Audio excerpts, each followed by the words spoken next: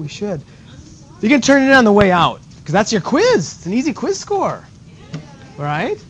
Why go through all that and not get a quiz score? So on your way out, when you pick up your exam in your folder, attach your, put all your homework and your bold words together.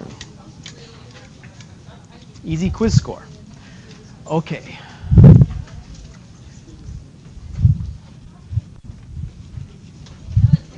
Now I don't know if this is true or not, but this is what I've been told, that birth is really, really, really painful. Again, I've been told. And the closest that a guy can come to feeling the pain of birth is this. That's what they say. I don't know. Passing a stone, yep. But what is this stuff? It's calcium oxalate, is what those kidney stones are.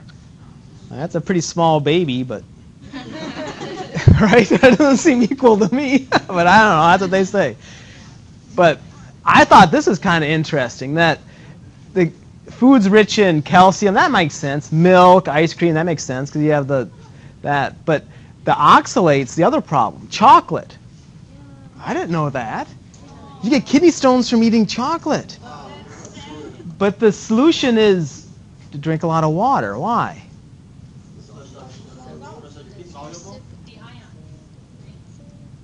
Drinking a lot of water, because the problem is that the KSP is exceeded. That's why you get precipitates or kidney stones. So you just have more solvent, drink a lot more water, all right? The odds of exceeding the KSP, right? But there's a lot of water in there. So I think if you would if you exercised a lot, right? So if you drink a lot of milk, you got to drink a lot of, especially if you exercise too. You better drink a lot of water. Okay? Okay. So anyway, that's the big deal with common ion effect. I mean, there's a real life example right there. And that's what we're talking about. Is common ion effect, right? These calcium oxalates in your system anyway, but if you eat something like chocolate that has a common ion in that equilibrium, it'll really precipitate out the solid that much quicker. For example, here's more of a homework type question. I don't have anything to call on. I'm going to pick on Danielle. How can the solubility of silver hydroxide be decreased through the common ion effect? So you want more of the silver hydroxide to dissolve. How could you oh no, decreased. Yeah. Decrease is the other way. It would be less, right? So less of the solid will dissolve. Now, less water won't quite work because solubility is a concentration. So unless you can suck out pure water, you're going to be taking out the solution. So you pretty much have to add or do something for this common ion effect game. And you want to decrease the solubility. Okay, let's think of the acid story. You add the acid. The thinking there is what? It will take away what? Or it'll react with what? Hydroxide. So now are you going the wrong way now? Because now you're removing, you don't have enough product. Products over reactants have to equal the KSP. You don't have enough product, you got to get more to get that KSP. That'd be the answer for the second one. Add an acid. Oh, there you go. Add some hydroxide. Add more base. Right.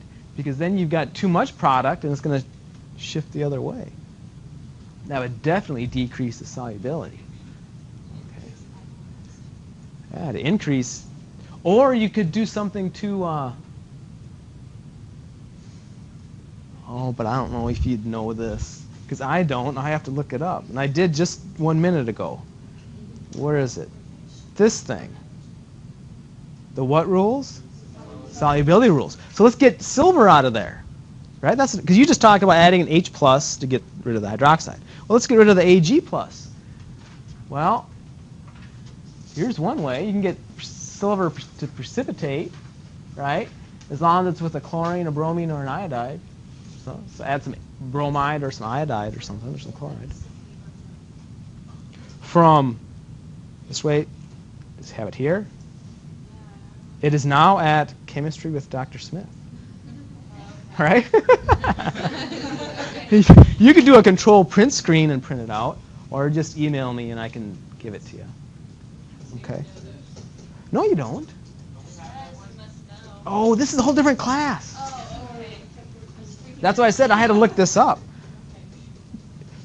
But you're given, even for this class, you must know it, but you're given it. You just have to know how to use it. That would be a better explanation. You have to know how to use it. That's general chemistry. Okay. Here's our class. We've answered the first two questions. KSP for lead 2 chloride is 1.7 times 10 to the -5. What is the solubility for this compound? All right, how did we do that? Pedro, how did we do this? Set up the KSP reaction, which is what's always on the reactant side? Oh, sorry, on the, what's that, left? The left side. The reactant. The reactant that is always the solid. That's what I was driving at. I can't do right, left. Now, reactant side, or product side, you're going to have this lead. What's the charge on the lead? Yeah, you can tell by the formula. And there you go, right? And then do the ice thing. Dashes all the way down. Dashes across the initial or not? You betcha. And then you'd have X and 2X. Man, if I would have done this in my head, I would have screwed up. I forgot about the 2. Right? I was so ready to take the square root of 1.7 to 10 to the -5 and move on. Right? I don't know if you were, but I was. If we wouldn't have done ice, I totally would have missed it. So 1.7 times 10 to the -5 has to equal what times what? Yeah, x times 4x squared, which is 4x cubed. Yep.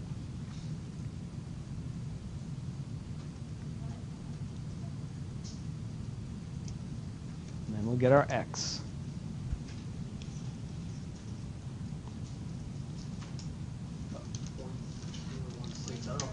What did you get? 0.016?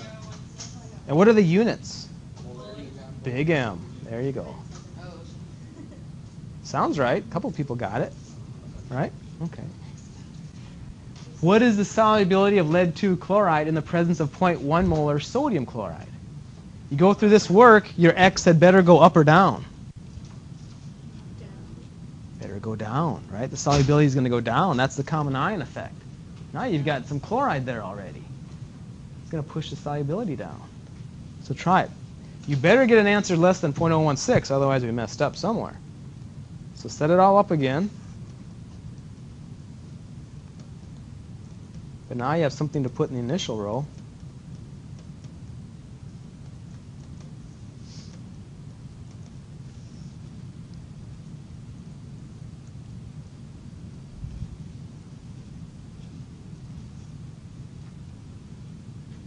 And see what you get for your X.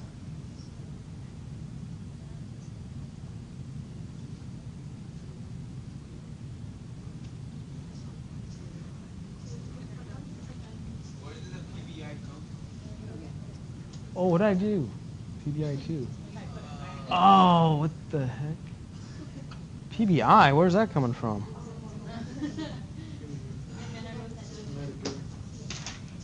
All right. That's more like a random error. Where did that come from?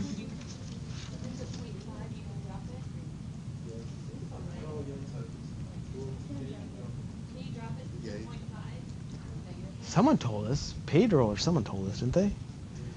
What was the rule? Is -5 the exponent? -5? -5, it's getting kind of iffy, but you're close. It's usually you're okay.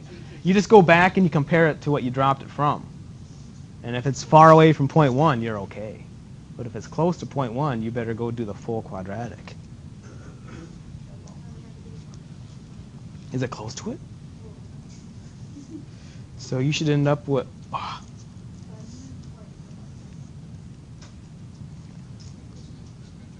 So 1.7 times 10 to the -5 is going to be my x times 2x plus 0.1 and square it. So you guys want to drop that 2x. That sounds good to me. Let's hope this works. 1.7 times 10 to the -5.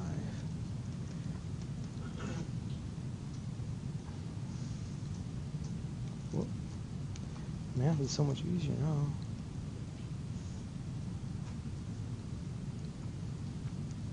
So what'd you get for your x, John? What'd you get? I got -4. That's right. 1.7 times 10 to the -4. 1.7 times 10 to the -4? That's right. That's right. What'd you get?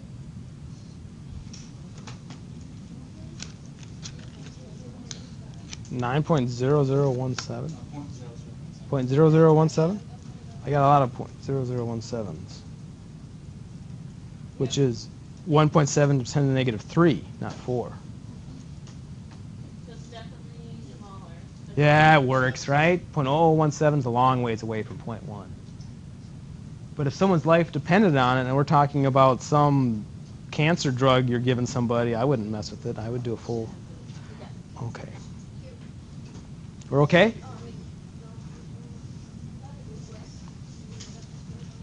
Okay.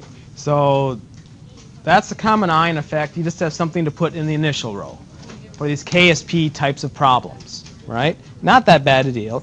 Just remember solubility is the what in what? X and ice, and then you'll have a game plan. Okay. Complex ions. Yeah, there's a lot of anti-tumor drugs are like this. What's a complex ion? Oh, I don't know. Jamesa, what's a complex ion?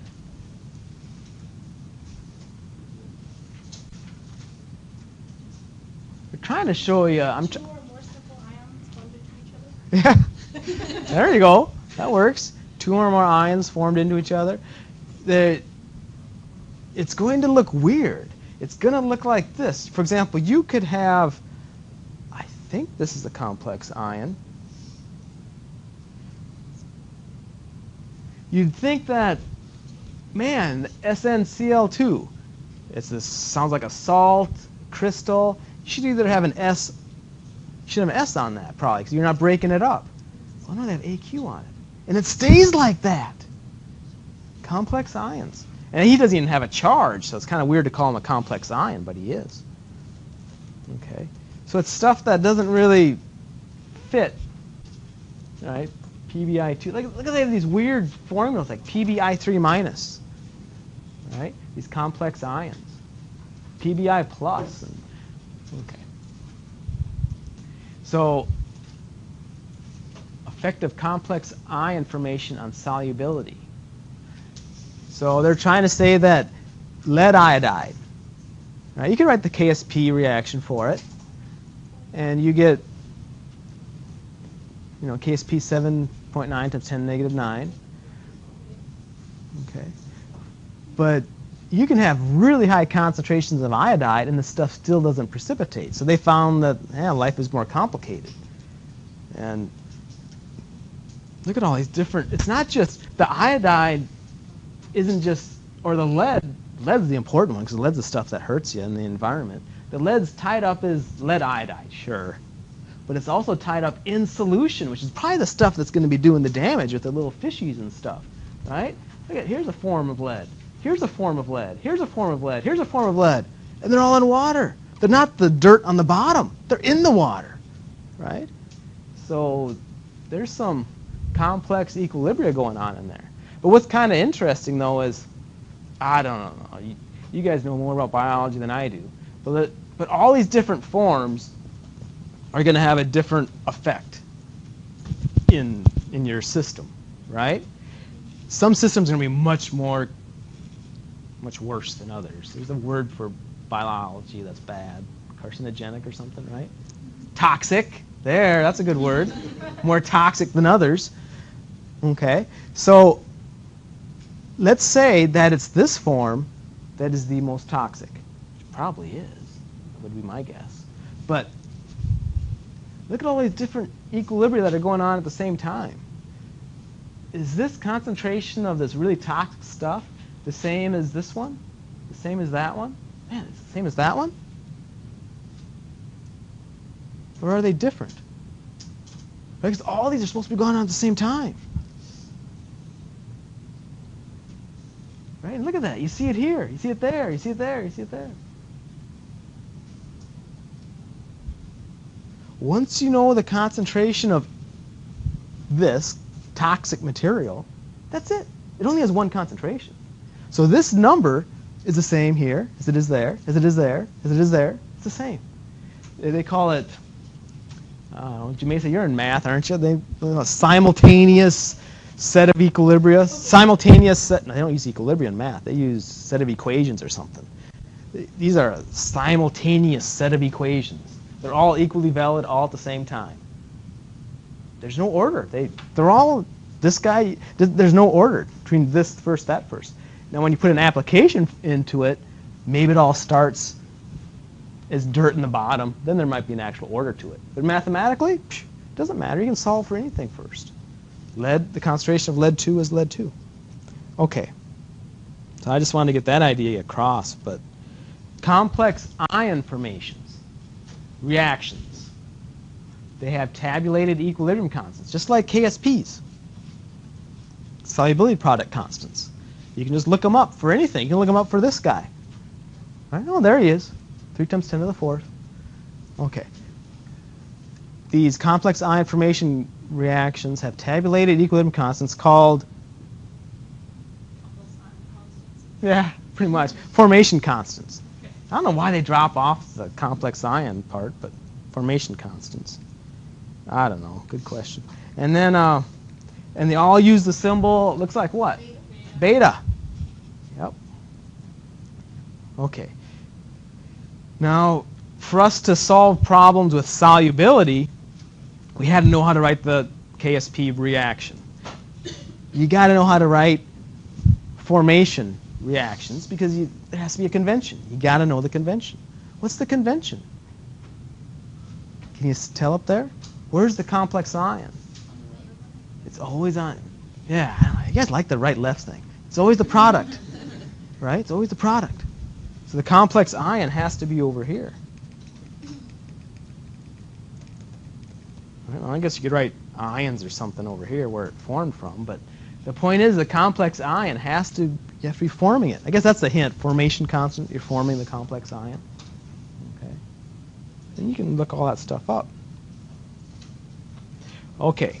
We have a whole bunch of questions. Let me just, zip through them all, look at them all, right? I don't know, I always do that. There's way too much that you can get through. But one thing I think would be really good is to not solve any one of these exactly all the way to the end, but to set them up. That's the hardest part, right? Because the rest is really just, yeah. So let's just set this first one up. We have a formation constant for tin chloride. In 1 molar sodium nitrate, they say it's 12. Find the concentration of tin chloride for a solution in which the concentration of tin and chloride are both somehow fixed at 0.2 molar. So we're making tin chloride. You're making tin chloride. Is that the reaction you want to write? You're right. She's right. Why were you right? You said it. Because they give us the formation constant. And whenever you're told to find concentrations, we only have one tool in our toolbox, and that's ice. That's it. That's kind of nice, right? So you just have to know the reaction to write, and then you do ice on it. And Kat was right, so we're forming tin chloride. It's the formation constant. So you have to write the tin chloride as a product. AQ, right?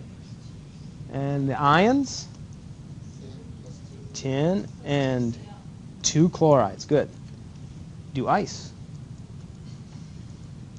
If you want. I mean, I guess it doesn't really hurt. I don't know if it's really going to help. The reason why it's not really going to help, because do you remember when we did one of these before, where they said the fixed idea? It kind of screwed up our ice table. So it's kind of best, it's nice to write it and just kind of imagine it, right? So you kind of skip the next step. And the next step was to, what? Write the KS. Yeah, not KSP now, but write the formation constant, the beta thing, the beta expression, right? That beta. They're always what over what? Products over reactants. Nothing's new. Do we include the tin chloride? Yeah, it's AQ. You have to. SnCl2 all over Sn plus 2. Chloride needs to be raised to the second. Okay. So both tin and chloride are fixed at 0.2. They are after find the concentration of tin chloride. I guess we should have wrote that over here somewhere in the first place. This is what we wanted. That's what we want. So that's why we wrote the ice table, because we're after some species concentration. Things are fixed, so we kind of just skip the ice table, though, because we don't have an X, because they're fixed. So one equation, 1, 2, 3, 4 variables, you got to know 3 of them. Beta's 12, 0.2 and 0.2 squared, and solve for him. Right? Not so bad. You see it? Okay, let's try the next one then.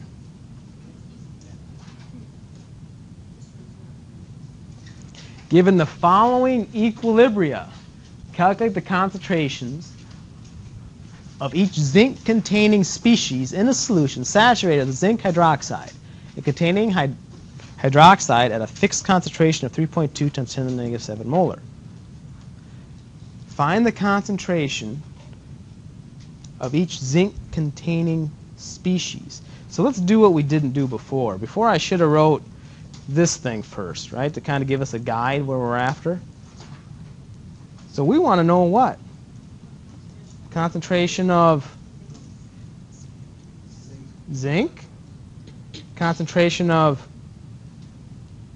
what's another one? Yeah, that one with a plus on it. I guess you'd call it zinc hydroxide. I don't know, but I don't think so. Zinc OH with a plus. Because zinc hydroxide really is something else. But we want to know that one. We want to know, right, all these guys. Zinc OH, 3 of them, the minus. You want to know zinc, 4 of them. Oh, jeez. OH, 4 of them. He's got a negative 2 charge. How about the zinc hydroxide solid? Pure solid. It's pure. You can't. It really comes down to the, and that's what we leave it out of all equilibrium constant expressions. They're all with respect to their standard state, or the reference state is probably a better word. But so it's nothing to find there. We can't get it. Okay. All right. So let's find these. Where could we start? We just have a bunch of different ice. Is that pretty much what What's that? we just have a bunch of different ice equations? Yeah. Except we have a fixed problem, so we'll probably be skipping the x part, right? But it's ice is the way to start thinking, because then you write your reaction, and then you can write your expressions. So let's think that way. Which one should we write Which one should we isolate first and do an ice on it, even though we're not going to do ice? You know what I mean? Which reaction do we look at first? Why the very first one? You're right. Yeah, kind of.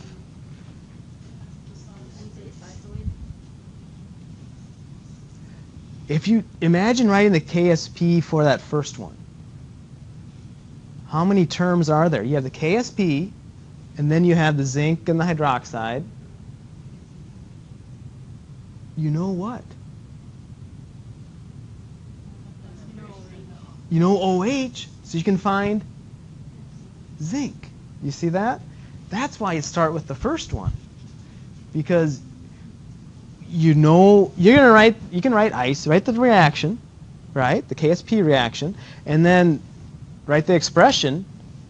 You know everything but hydroxide. Sorry, you know everything but zinc. Hydroxide's fixed. So, for example, this is probably would be where I would start. I would pick this guy. And if I don't write this, I'll probably screw up writing the expression. Plus, it's good because you start out each problem same method, right? And then you want to do the ice, but you recognize, oh dang, something's fixed. So there is no X. The concentration's fixed. So you go and you jump right to KSP. And they said that was 3 times 10 to the negative 16. That has to be my zinc times hydroxide to the second. Right? Hydroxide, everybody, is 3.2 times 10 to the negative 7. And you got to square it. You'll get your zinc. Okay? So out of this, we'll get our zinc. So again, we're trying to write a game plan, we're not going to work out the whole thing. So now you got your zinc. Then what could you do? Which one would be next, though? Oh, I guess it really doesn't matter. Because every single one, we know the zinc and we know the hydroxide. It doesn't matter which one you do next. Right? Because we know the zinc, we know the hydroxide. We're going to solve for that funky odd one. Just make sure you write, oh, it is written for us in the formation constant way. The complex ion is written as the product, so everything's fine. Products over reactants. Do you see it? For example, the next, I don't know, you could do this one, zinc.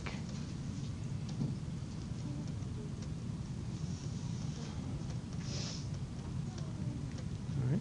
So beta, products over reactants. Just in case someone doesn't see it here. What are my reactants? My reactants are the zinc. This time only one hydroxide. Right. Now we know what hydroxide is, we know what zinc is, we know what beta is. We'll solve for him.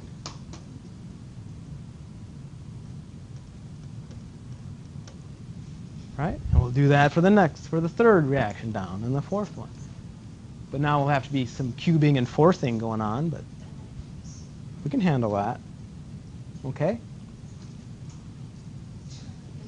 So any questions on how to wrap that one up?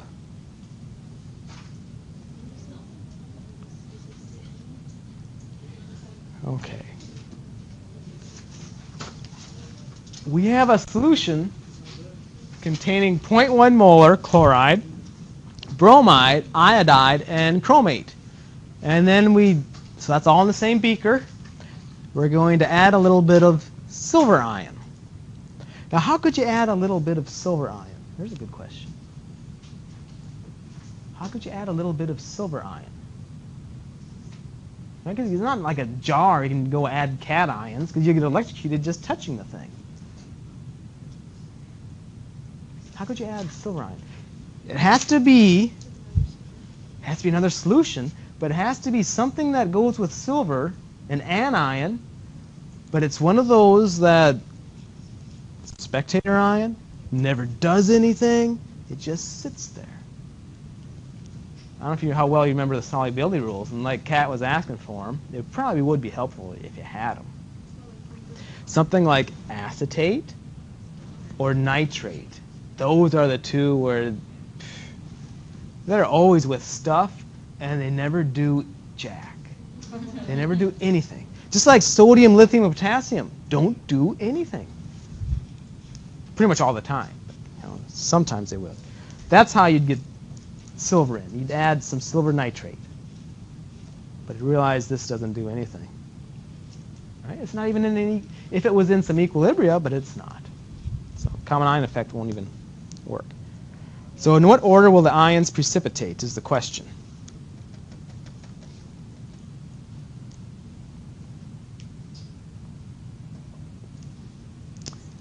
We did something like this before. What did we say? Yeah, the bigger the KSP, the more soluble. And that only works when? There was a kicker to that. When they're the same mole ratio, right? Like, I don't know, for example, silver chloride. That's 1-to-1. They're all 1-to-1. This will work. Are they all 1-to-1?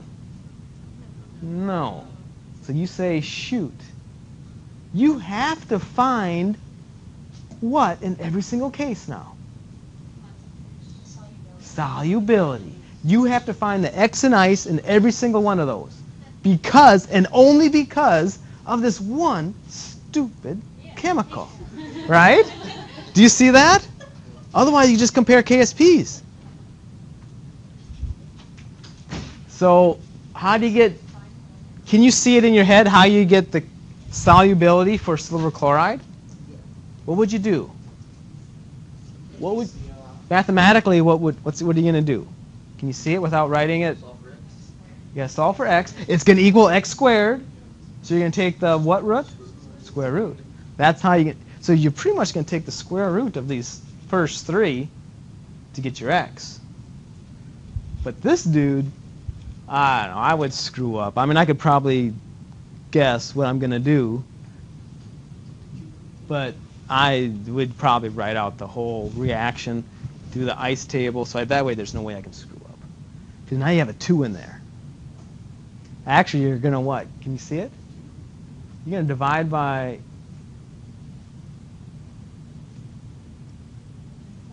then take the cube root. But I wouldn't trust myself. Even after saying it, I would still do it. All right? It's not worth all the time. You try to get the answer in the back of the book, we're doing stuff in your head. Okay. Oh, the question. This is a new question. What is the solubility of calcium sulfate in grams per liter in water?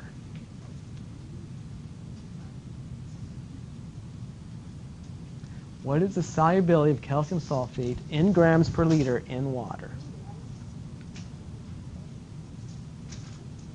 Anna, what's your game plan for this? Is it a regular solubility problem? Then you just go.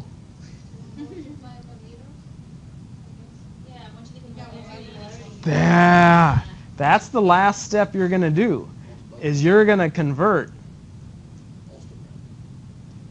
big M to grams per liter. That's right. That's going to be the last step. You're going to know the big M of calcium sulfate. Just convert it to grams per liter. And what's big M? Moles of what though? Moles of calcium sulfate per liter. Right. So just convert it to grams. No big deal. So I think Kat's right. What does the question change for part B? Initial, what are you going to put in the initial? 0.5 under the CA. What if I change, everyone follow that? I'm going to change this question to, well, you still do it, right? I mean, this isn't assigned homework anyway. I'm going to change it to 0.5 molar. What would I have to? Calcium. I think this is soluble.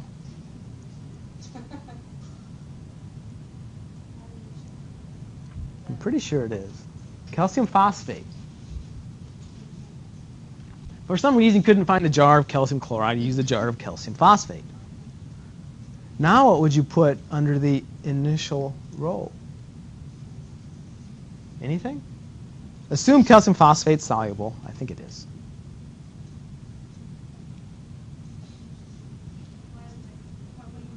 Why wouldn't it be 0.5? There's 3 of them. So now under the initial row, you have to put 1.5. See the game that's being played? The initial row is now 1.5. The concentration of calcium is 1.5. What's the concentration of phosphate? What's the concentration of phosphate? If you cared, it's exactly 1, right? Yeah, so ice table, but you'd have to, ice table is not going to help you to figure out what the initial concentration of calcium is. You have to look at the formula and figure that out. Okay, 'cause for every calcium phosphate, you have 3 calciums. So if the concentration of calcium phosphate is 0.5, concentration of calcium is 3 times that. Phosphate's 2 times that, because of the ratios. That makes sense, or you want to do another one? Makes sense? From the solubility product 2.1 times 10 negative 16 of zinc ferrocyanide, that big thing, calculate the concentration of ferrocyanide in 0.1 molar zinc sulfate saturated with zinc ferrocyanide. Assume zinc ferrocyanide is a negligible source of zinc. If zinc ferrocyanide was just replaced with silver chloride, this problem would be so straightforward. You've seen this. It's just they have a big, funky, more like real life thing in there, right? So it's going to split up into zinc and then the Yeah, and how many zincs? 2 of them. You see that? It's going to break up into 2 zincs. No, I don't understand. Right? Assume they want you to find concentration. It's a KSP problem, right? 'Cause they tell you. Write the KSP reaction. Do ice. Write the KSP reaction and do ice. And folks are already noticing, man, here's one ion. Here's the other. Right? But there's 2 zincs. There's no such ion as zinc with a little subscript 2. No, it's 2. It's 2 zincs. 2 Zn plus 2s. Okay.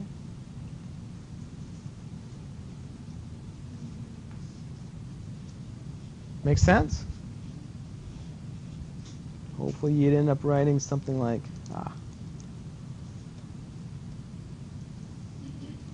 zinc ferrocyanide. Solid goes to its ions. That's KSP.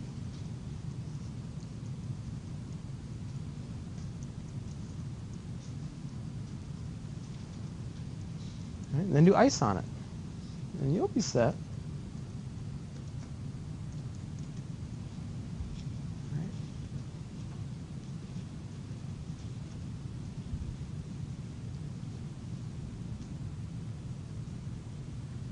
Why do they say this? Assume that zinc ferrocyanide is a negligible source of zinc. Negligible source of zinc. Why do they say that? What do you want to put in the initial row under the zinc? You want to put 0.1 right here. Right? If, what did I do? Oh, that's a little m. That's millimoles. I didn't even see that little m. So that's 0.1 times 10 to the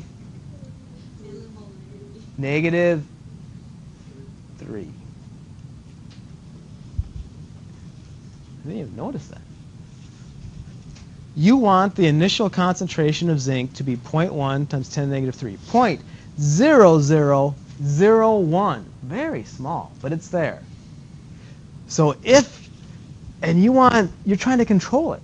So that means you probably dumped in some zinc nitrate, right, to get it in there, really, really, really, really dilute. And you don't want this to be a source of zinc. You want all the zinc to be coming from that little silver nitrate, that zinc nitrate that you added. And that's all they're trying to say. Assume that this is a negligible source of zinc. So, yes. Is that what we multiply by 2? The 0.1 No, but that's a common mistake, though, right? This is just the initial concentration of zinc. Whatever it is, you put it down there. It has nothing to do with the stoichiometric coefficients, right? Good.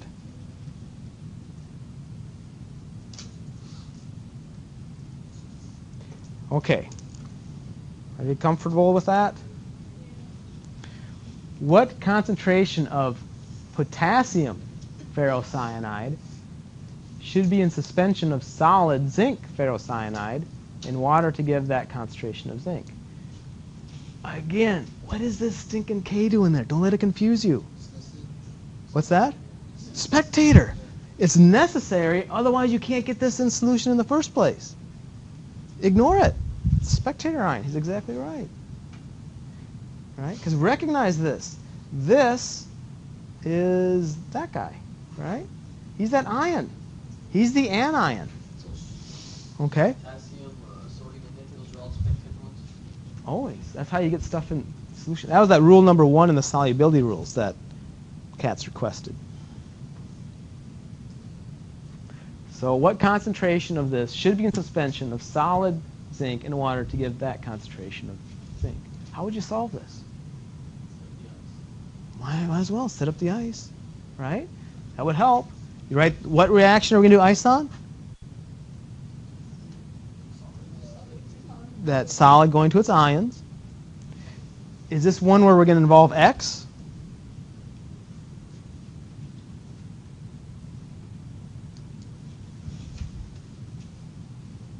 They didn't use the word fixed, but essentially they could have. Right? They're not externally fixing it. It's just going to be that way. But you know what the zinc concentration is. So you can just jump right to the KSP expression. Isn't there just one thing that you need to solve for then? You're going to have KSP. Do you see it? I don't see it. Oh, let's write it out. It might be easier. So we're going to have the exact same KSP reaction. Zinc, ferrocyanide, 6. That's a solid. It goes to 2 zincs. And my ferrocyanide. Okay. Now I'm just saying,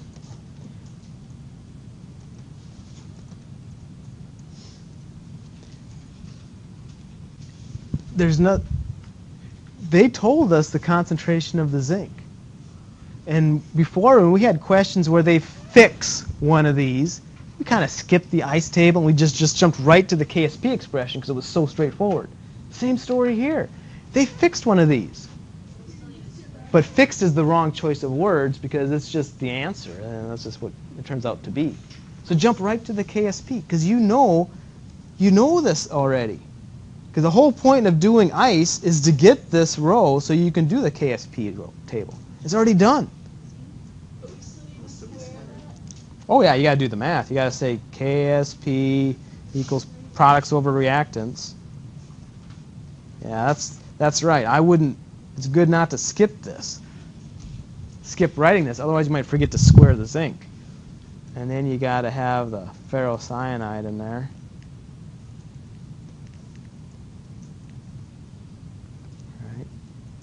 And we know the KSP, we know the zinc, you just got to square it, solve for this guy. And even though he doesn't look like this, he's the same thing because of that darn potassium's a spectator ion. Okay?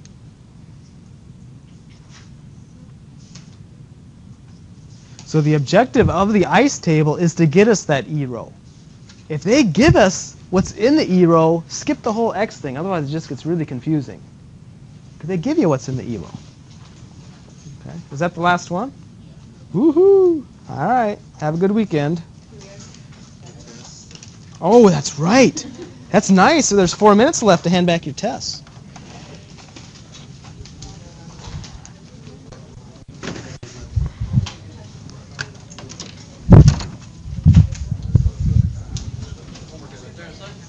Oh yeah, make a pile of the homework, please.